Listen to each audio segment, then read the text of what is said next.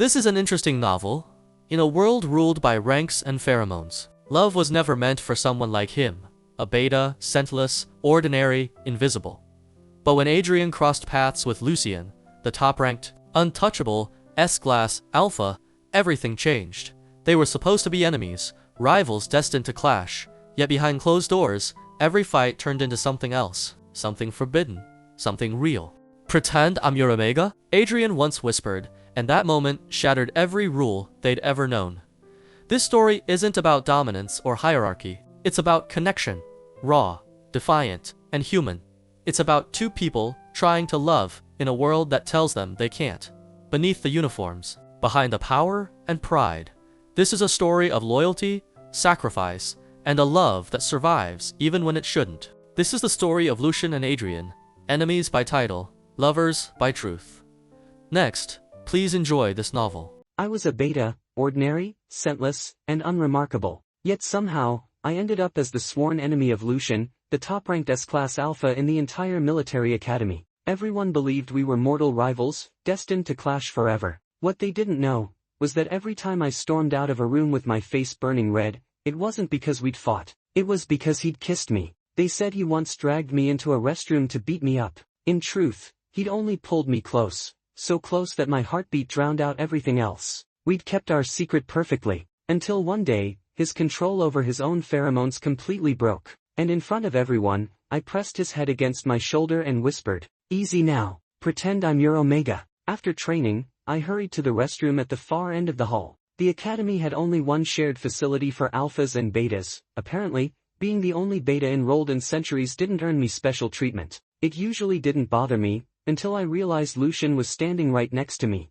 Lucien, the picture-perfect alpha, like someone stepped out of a magazine, handsome, quiet, and impossibly composed. He barely spoke, as if every word cost him his life. My gaze wandered, up his sharp jawline, down the strong line of his shoulders, and, well, let's just say my thoughts weren't exactly academic. I almost let something reckless slip from my mouth when I noticed someone else beside him, Rowan, his closest friend. Rowan was watching us with far too much interest, like he was waiting for sparks to fly between two rivals in a very public setting. His expression jolted me back to my senses, so I swallowed the teasing words and said something safer, well, almost safer. I shot Lucien a look and muttered, "Wow, impressive, Lucien. Too bad it's all for show." The air went dead silent. Then Rowan burst out laughing so hard he nearly lost his balance. "Lucien, did you hear that? He said you're all talk." I thought I'd done a decent job keeping up appearances, until Lucien turned his gaze on me, steady, unreadable. He looked me over from head to toe,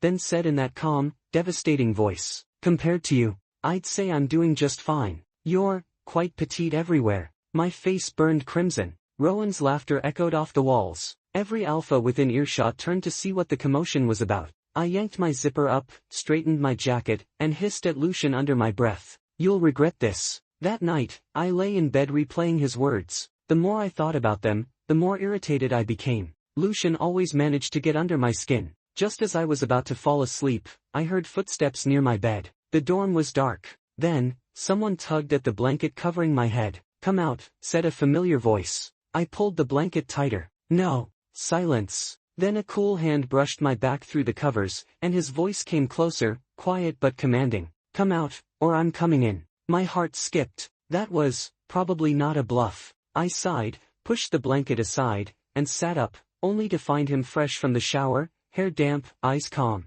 Lucien, the model student, the untouchable alpha, standing in front of my bed like a storm disguised as still water. I tried for a steady voice. "Well, I'm out. What do you want?" He didn't answer immediately. He just looked at me, long and unreadable, as though deciding whether to tease or scold. Then he smiled faintly, the kind of smile that meant trouble. The next morning, I woke sore and utterly drained, mostly from arguing until midnight. Lucien, as usual, looked immaculate, adjusting his uniform belt with military precision. I glared at him. "You're impossible." He didn't even look back. "Then what does that make you?" I was about to snap something back when he reached over, grabbed my jacket, and started helping me into it, efficient, wordless, infuriatingly gentle. By the time he was done, I was too flustered to argue. I huffed. "You alphas sure have your little hobbies, huh?" He chuckled lowly, eyes dark with amusement. "Only when it comes to you." Later that morning, we met with our commanding officer. Lucien stood beside me, composed as ever, like the perfect soldier he was. But as we walked out, he leaned down and murmured just loud enough for me to hear, "Don't think this is over.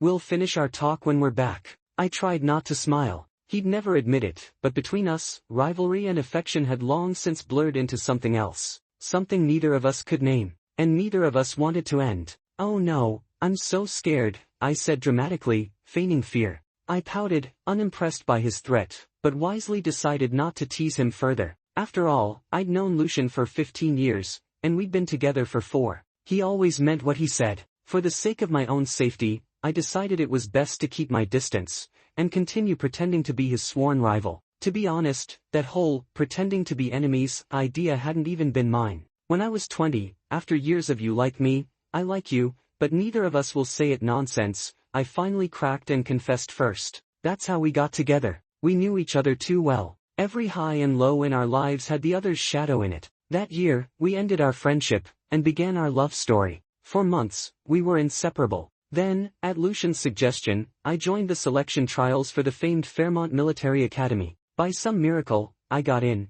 and became the only beta admitted in centuries. I thought that meant Lucian and I could continue our relationship while training together. But just when life seemed perfect, the academy dropped a bombshell. Romantic relationships between cadets are strictly forbidden. Violation will result in permanent expulsion. The words hit me like lightning. Under that pressure, I forced myself to keep my distance from Lucian. At first, we weren't even in the same dorm. Training was grueling, and I deliberately avoided him. For a whole week, we barely exchanged a word. Eventually, I couldn't take it anymore. I planned to sneak off and see him during our day off. But before that could happen, one night, Lucian grabbed me and pulled me into the restroom. The space was tiny. 2 grown men barely fit inside. My heart was pounding so hard I could hear it. Before I could catch my breath, I caught the faint, uncontrolled scent of his pheromones, and froze. Lucian was usually a master of control. Even when he wanted something badly, he always hid it behind that cool, untouchable exterior. Moments like this were rare. Except, apparently, when it came to me.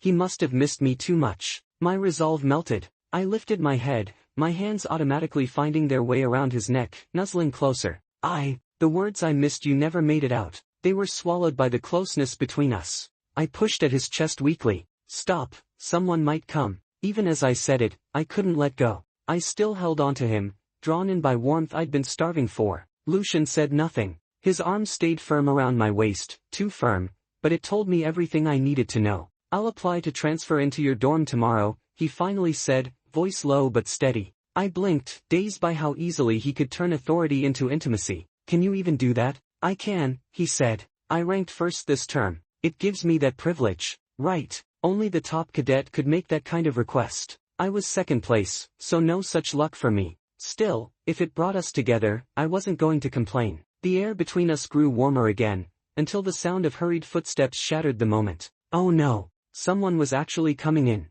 I glanced at the half-closed stall door, my brain short-circuiting. If anyone saw us like this, we were doomed. Instinct kicked in. I shifted my hands from around his neck to his shoulders and gave him a shove. He hit the wall with a quiet thud. The footsteps outside suddenly stopped. I barely had time to exhale before the person chuckled, voice dripping with amusement. Well, that scent. Lucian, is that you? I was wondering why you disappeared for so long. Hiding here, huh? Doing something you shouldn't? That tone. Oh no, Rowan. Of all people. It was the middle of the night, couldn't he wait till morning? Relax, brother, he said, laughing. We're both alphas. I get it. No, you don't. You have no idea what's going on between an alpha and a beta hiding in a restroom after curfew, especially when those two are supposed to be mortal enemies. Wait, enemies. The thought hit me like a light bulb. Lucian stayed perfectly calm, leaning against the wall as if we weren't seconds away from disaster. Meanwhile, I was silently panicking.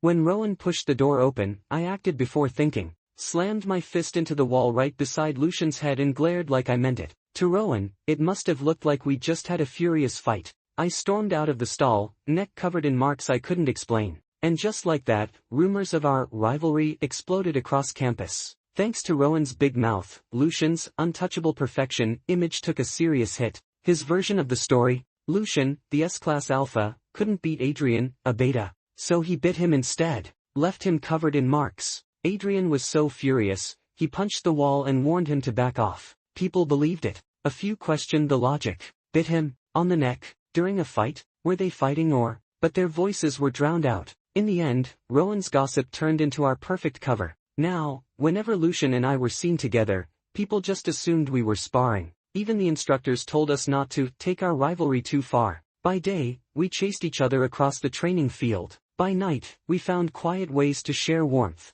Being a beta had its advantages. No matter how strong Lucian's pheromones were, or how close we became, his scent always faded by morning. During meetings, we sat across from each other, arguing fiercely over strategy while secretly nudging each other under the table. Everything seemed fine. We were balancing love and rivalry, secrecy and ambition. I thought we'd make it to graduation, but fate had other plans. During one interstellar combat simulation, Lucian and I each led our own teams. Mine was falling apart fast. Hold on, here's my review of this novel. You know what makes this story fascinating? It's not the forbidden romance, it's the emotional precision behind it.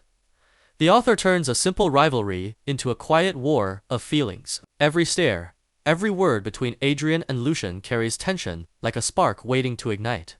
But what really stands out is how the power dynamics twist. The so-called alpha isn't always in control, and the beta isn't as powerless as he seems. That reversal gives the story weight.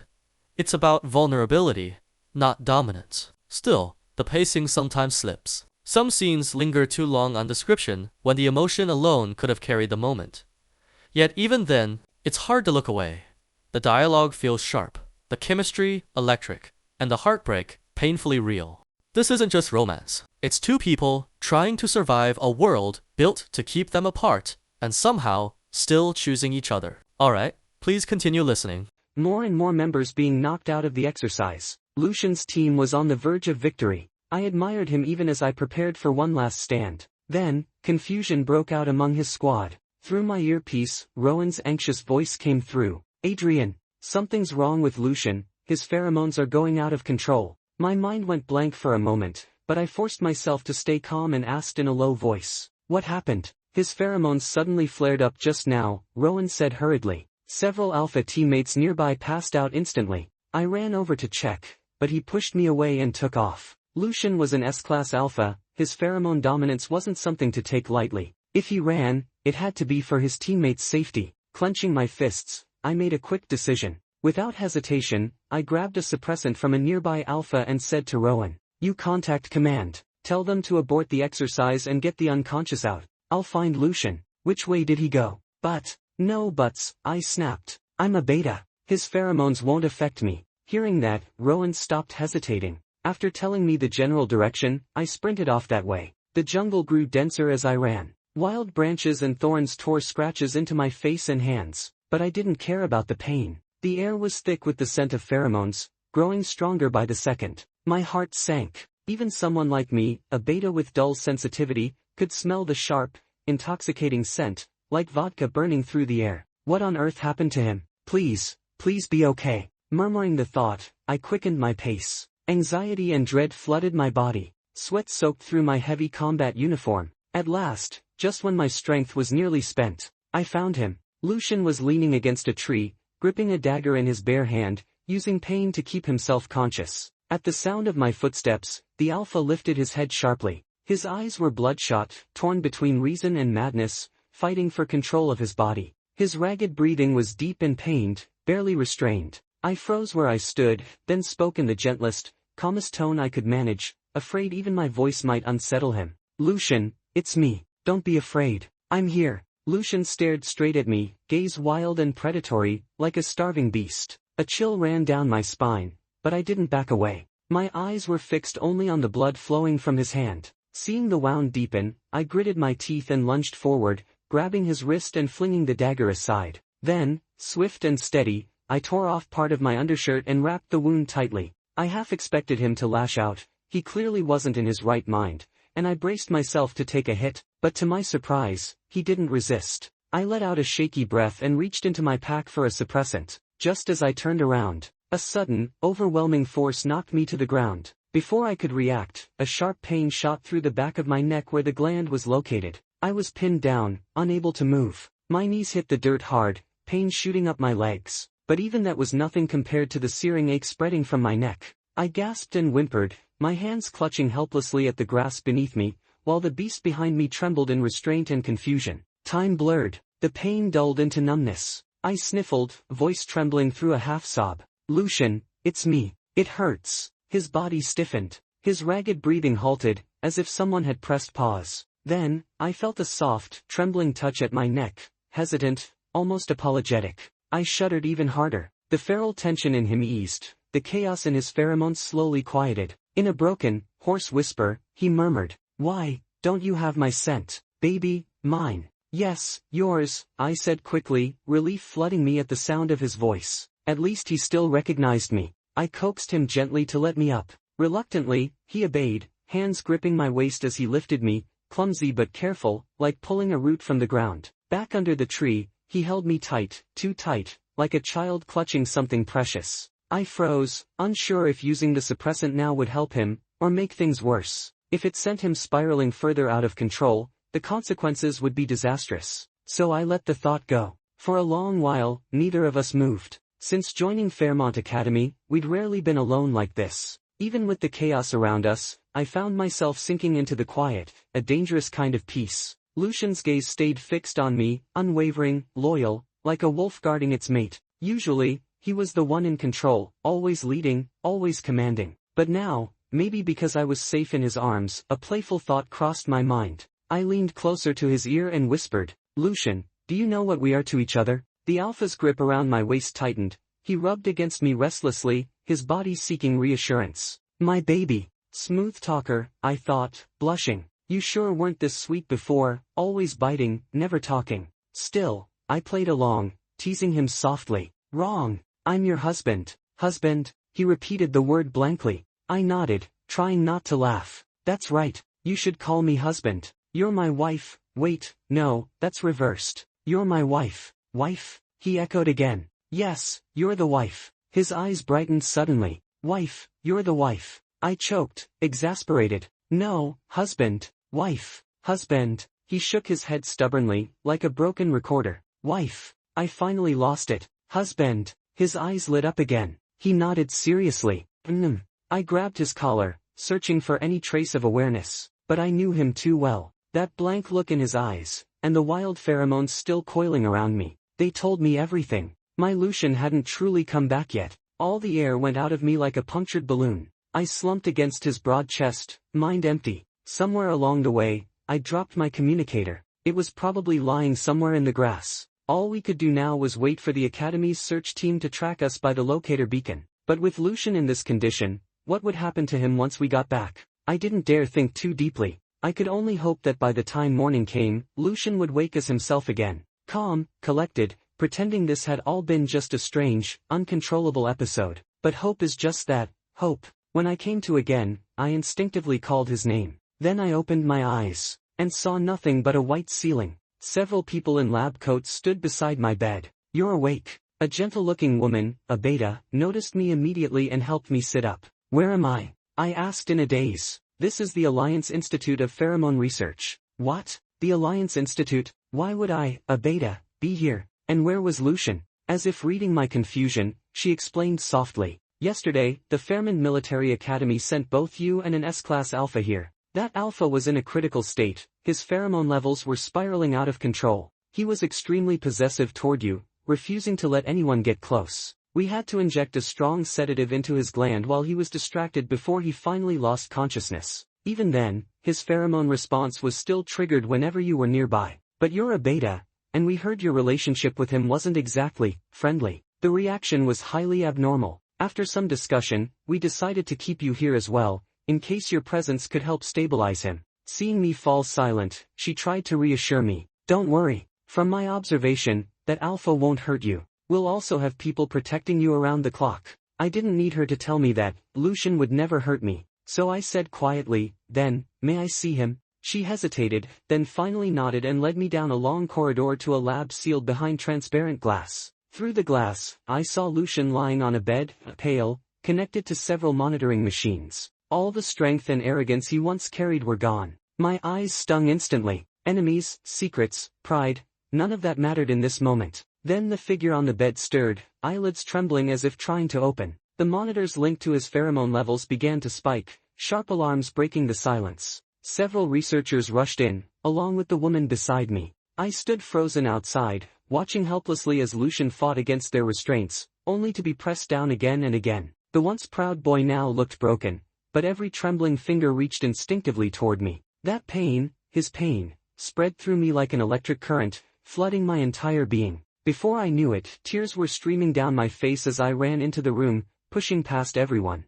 I wrapped my arms around the struggling Alpha as if holding a lost child. Hey, it's okay. I'm here. Lucian, I love you. Don't be afraid, I love you. At once, he quieted. The tension in the room faded as his breathing steadied, his body recognizing something familiar, something safe. I kept whispering to him, gently, until he finally drifted back to sleep. When I laid him down and turned, I noticed the glass walls had been covered with white curtains. Only Dar Chen, the beta who had brought me here, remained in the room. Her face was complicated. You two, don't look like people who dislike each other. I nodded. He's my partner. I love him. She hesitated, as if deciding whether to continue, but I gave her a small nod, signaling that it was all right. She sighed. Then I'll be honest. He can't be separated from you. I stayed silent, gently brushing Lucian's cheek. How long have you been together? She asked. 6 years. We've known each other for 20. And since he reached adulthood, during his pheromone cycles, you were the one who stayed with him? Talking about this with a woman made me slightly embarrassed, but I nodded firmly. Chen scribbled something on her data pad, then murmured, that explains everything. His pheromone instability is the result of years of emotional suppression and deprivation. An alpha with a bonded partner constantly seeks comfort through that bond. But Lucian is an S-class alpha, his needs are far stronger than normal. Her words struck me cold. Lucian needed the resonance of an omega's pheromones, but I was just a beta. She continued, each time his system tried to connect and failed, his body overcompensated by producing even stronger pheromones the next time, trying to reach you. The result was an endless feedback loop, until now, when everything finally broke. I couldn't speak. It felt as if an invisible hand was crushing my heart. So the only possible treatment. She trailed off, tactfully stopping herself. But I already knew what she meant. I stood up slowly, towering over her small frame. My voice was barely audible. You mean, finding an omega strong enough to match his level? Find someone else. For Lucian. After she left, I just stood there, motionless. Maybe I wasn't thinking anything. Or maybe I was thinking too much. Then a voice, hoarse but steady, broke through my thoughts. I don't agree. I turned, startled. Lucian was awake, sitting up, pale but composed. His dark eyes were calm now, edged with a frightening resolve. You're awake. I gasped. Come here. His voice trembled, not from weakness, but from trying to hold himself together. The moment he lifted his hand, I moved instinctively toward him. He caught me, pulling me close, but his hand rose to the back of my neck. Did you hear me? I don't want another omega. His tone was cold, sharp. If you ever try to give me to someone else, don't bother coming back. I mean it, Adrian. You're the one who awakened this in me. Don't think you can just walk away. His emotions surged. The air seemed to thicken with invisible tension. He was angry, like before, when I used to tease him on purpose. I struggled to breathe, my heart racing. What was I supposed to do? Watch him suffer? Or let him go, pretending it was love? Logic told me the latter was right, but somewhere deep inside, a voice whispered, he's in pain because he loves you. A wild, helpless laugh escaped me. Who said I was letting you go? Even if you lose control someday, you'll still be mine, Lucian. If loving me meant pain, madness, even chaos, then so be it. I would still choose him. Always. As long as he was mine. We were bound together, like two vines twisting endlessly around each other, unable, and unwilling, to break free. Lucian's eyes widened, then softened. For the first time, he smiled. After that day, his condition became unpredictable. Sometimes lucid, sometimes restless. When he was calm, we read together, watched old films, planned which planet we'd live on someday. When he wasn't, no one dared to get close. But I did. I took his trembling hands in mine, touched his lips gently, whispering, don't hold back. I'm here. Still, his strength was fading. His moments of clarity grew shorter. The marks on my neck, old and new, blurred together, signs of how much he was fighting inside. His pheromones were overwhelming. The atmosphere around him felt like a storm that never ended. And in that storm, my own body began to weaken. I often felt dizzy, faint, exhausted. My reflection grew thinner, paler each day. One morning, when I looked in the mirror, even I couldn't tell which one of us was the patient anymore. In his rare lucid moments, he became quieter. His gaze carried a sorrow that words could never reach. I'm fine, I would whisper. We're both going to be fine. Foreheads pressed together, we shared a fragile smile. If you give up first, I teased, don't blame me for finding a taller, handsomer alpha. Of course, there was no one taller or handsomer. Only him. Lucian didn't answer. He just lowered his gaze and kissed me softly on the forehead. We'll both be fine, he said. But he was lying. Because one day, I found the razor blade under his pillow, and faint scars along his neck. He wasn't fine at all. He was still lying. Expressionless, I pocketed the blade. Then I turned toward the door, and picked up the small tray Dr. Chen had prepared days ago,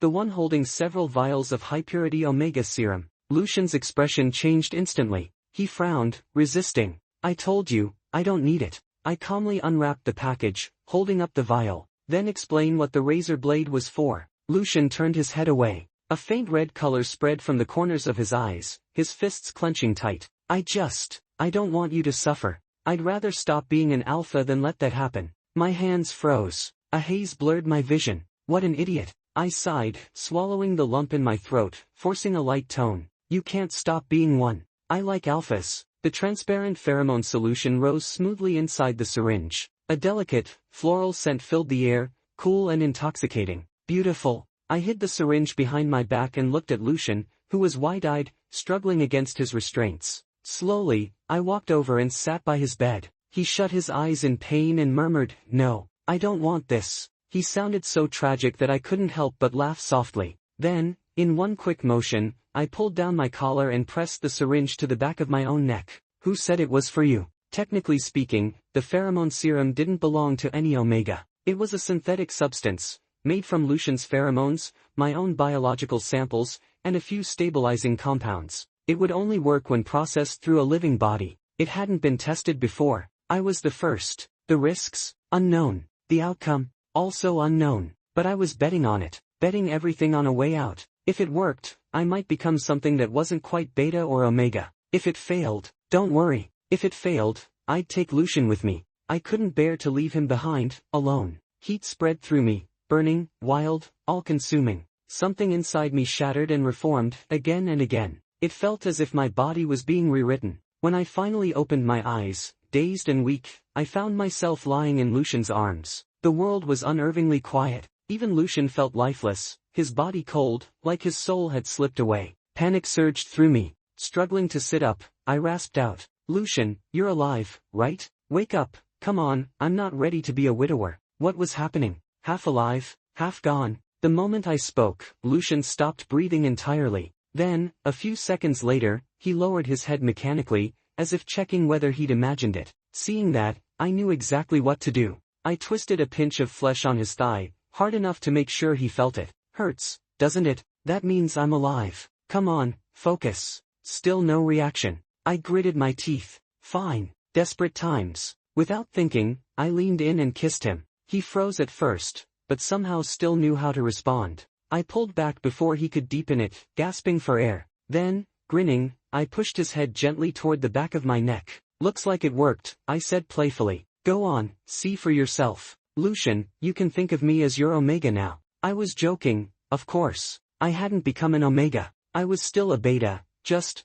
a little different now. A beta who could produce pheromones that calmed an S-class alpha. In other words, someone who belonged only to Lucian. As his pheromones finally quieted, his eyes cleared. His face, thinner than before, relaxed. I smiled through tears. What are you crying for? Lucian asked, pulling me onto his lap and holding me so tightly it almost hurt. I wrapped my arms around him just as tightly, finding a strange kind of joy in the closeness. They're happy tears, I said. Do you regret it? You're stuck with me for life now. His thumb brushed the side of my neck where the gland had swollen slightly. His voice dropped low, almost a growl. Yeah, I regret it. I regret not tying you down earlier, so you wouldn't risk yourself like this. Okay, maybe I had acted without asking him, but he didn't ask me when he tried to hurt himself either, did he? I had no comeback for that. I just fumbled for words. I thought he was still angry, but then he smiled. All sharp lines softened as he leaned into me, speaking like a reverent believer, his voice trembling with something between joy and disbelief.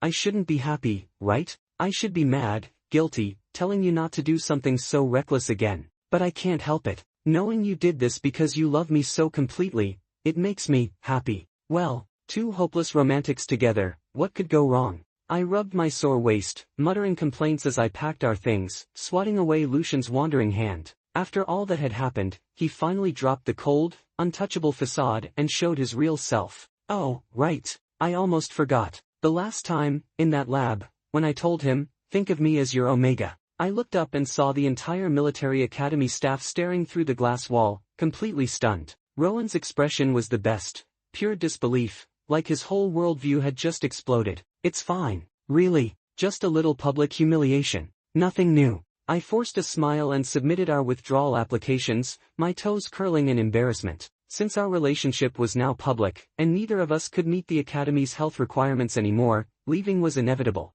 Rules were rules, no exceptions. The day we left, the whole school came to see us off. Rowan cried so hard he could barely speak, sounding somewhere between a sob and a pig's squeal. We were so close to graduating, can't you just stay a little longer? Lucian gave him a helpless look, then pulled him into a hug. These 3 years, he said softly, thank you. Being your friend has been a good thing. And, he paused, chuckling, thanks for being so oblivious. That obliviousness had helped us hide our relationship for 3 whole years. All things must end. Lucian and I held hands, walking toward the sunset without looking back. Where are we going? I asked. I don't know. Anywhere the sky touches the sea. Sounds good. Maybe I'll meet some handsome alphas there. You dare? I don't dare, I laughed. It'll just be the two of us then. Won't that get lonely? He suddenly scooped me onto his back and broke into a run, his laughter echoing in the wind. Then give me a reason not to be lonely, have a baby with me.